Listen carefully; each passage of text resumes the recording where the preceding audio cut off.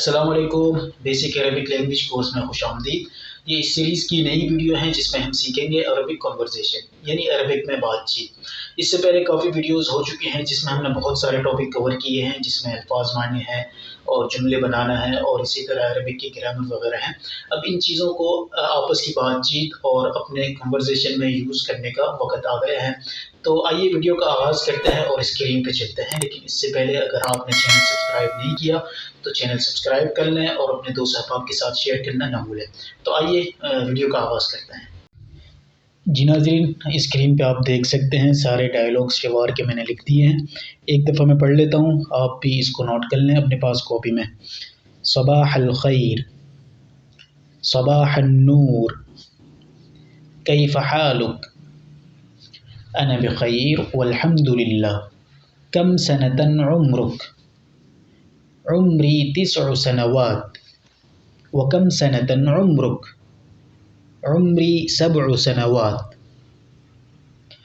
جی ناظرین، سارے ڈائلاگ میں نے پڑھ لیے ہیں اور امید کرتا ہوں کہ آپ نے لکھ لیے ہوں گے۔ تو سب سے پہلے ڈائلاگ ہیں صباح الخیر، جس کی میننگ ہے گڈ مارننگ۔ اس کا آنسر ہے صباح النور، میننگ اس کی بھی سیم ہے کہ گڈ مارننگ۔